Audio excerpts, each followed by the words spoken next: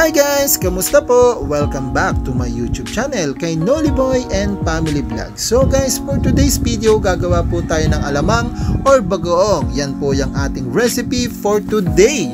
So guys, kung bago ka lang sa aking channel, subscribe ka na. Then pindutin mo na rin yung bell button para ma-notify ka sa lahat ng aking video na gagawin dito at i-upload sa aking YouTube channel. So guys, bago natin i-start tong ating video, nagpapasalamat po ako sa inyo dahil walang sawa kayong sumusuporta sa aking channel.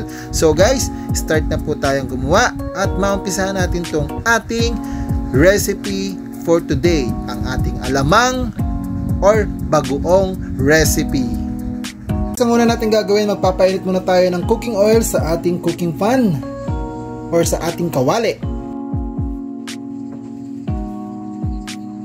Then, ipa-fried muna natin yung ating pork.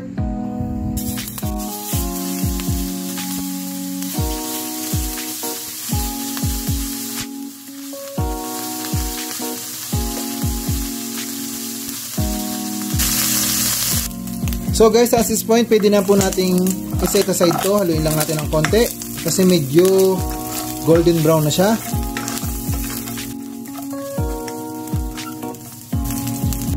Guys, next natin gagawin is lalagyan ulit natin ng cooking oil para i-fried naman natin yung ating eggplant or yung ating talong. Lagyan na natin yung ating talong.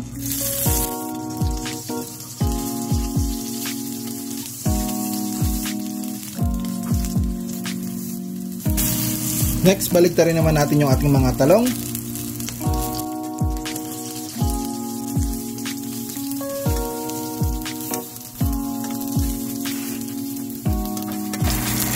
Sa nga pala guys, itong ating kumpletong ingredients ay makikita sa ating pinakadulo nitong ating video. Ang ating alamang or bagoong. Guys, pwede na natin itong i-set aside.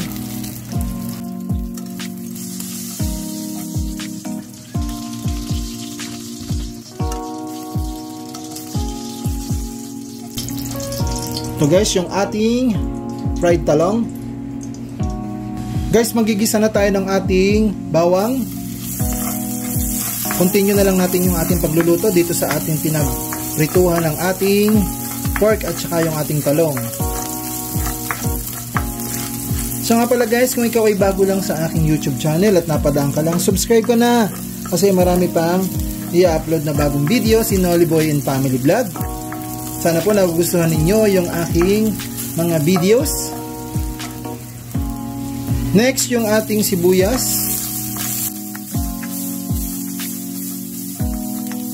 Sunod na rin natin yung ating kamatis.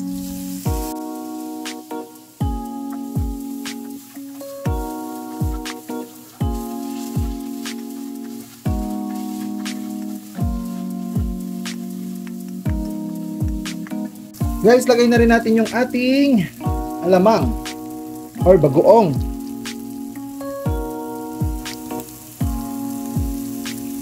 So nga pala guys, itong nabili nating alamang is 20 pesos lang po to.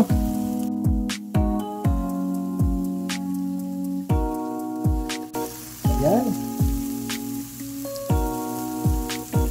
Then i-mix lang natin mabuti.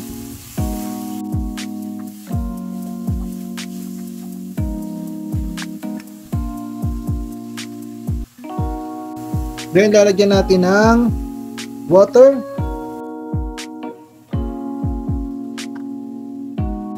Mix lang ulit natin.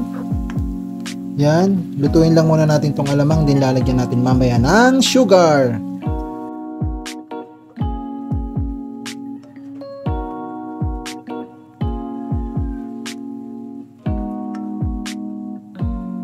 Next guys, lalagyan na natin ng asukal.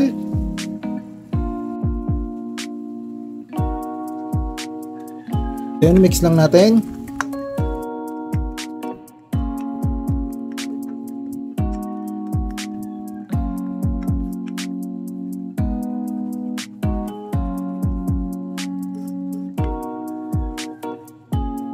Ang susunod nating ilalagay yung ating na fried na pork.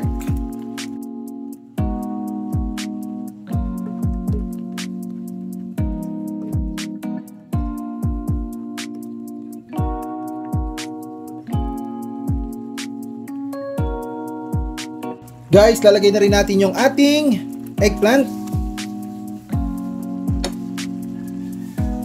Mix lang natin ng marahan para hindi madurog yung ating talong. So guys, at this point malapit na po siyang maluto. Hintay lang natin. Pakuluan pa natin siya ng maigi para mag-sustain yung ating pork at saka yung ating talong.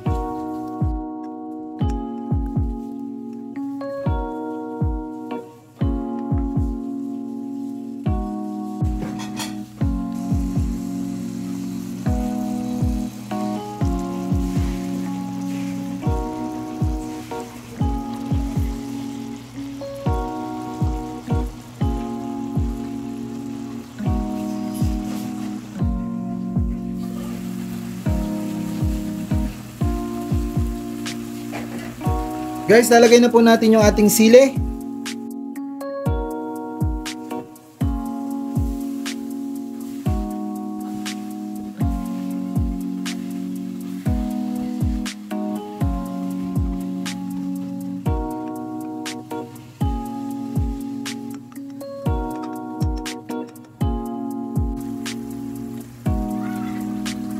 So guys, ito na po yung ating bagoong na nagmukha na po siyang binagoongan. Pero okay lang po yan guys kasi mukha naman po siyang masarap. Yan po ang ating recipe for today. Ang ating alamang or bagoong na sinamahan natin ng talong at saka ng konting pork. Kaya ang kinalabasan, nagmukha siyang binagoongan guys. Sana po nag-enjoy kayo sa aking video. Salamat! Bye-bye!